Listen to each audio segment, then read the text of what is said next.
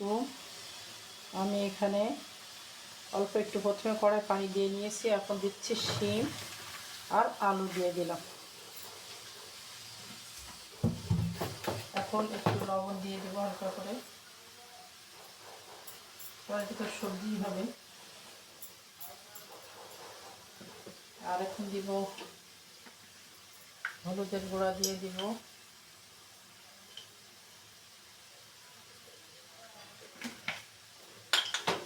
কাঁচামরিচ দেবো না, দেবো আমি একটু শুকনা গুঁড়া মরিচ দিয়ে দিলাম,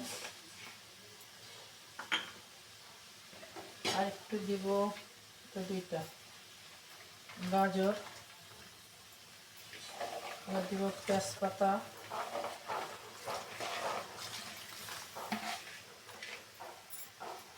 সবই দিয়ে দিয়েছি। এখন এটাকে একটু নেড়ে চেড়ে নিয়ে নেব।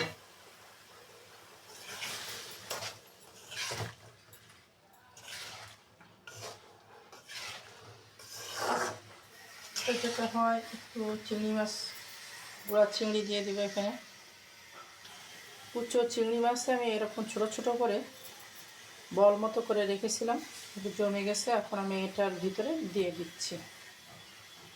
দিয়ে দিলে এটা গরমে ধুয়ে সুন্দর করে রেখেছি এখানে, আসলে সমস্যা নয় এটা কোনো। আমি এখন এটা দিয়ে দিলাম পানির ভিতরে। আমি একটু ঢাকনা উঠে দেখি কী ওপর যে আসছে। এটা এখন পানি শুকিয়ে গিয়েছে। এখন আমি যেটা করব, পেঁয়াজ বেরেস্তা করেছি এটা এখানে দিয়ে দিব। পেঁয়াজ দিয়ে, রসুন দিয়ে, জিরা দিয়ে বেরেস্তা দিলাম, এটা এখন এখানে দিয়ে দেব। দেখেন কত সুন্দর ফ্লেভারও খুব ভালো আসে।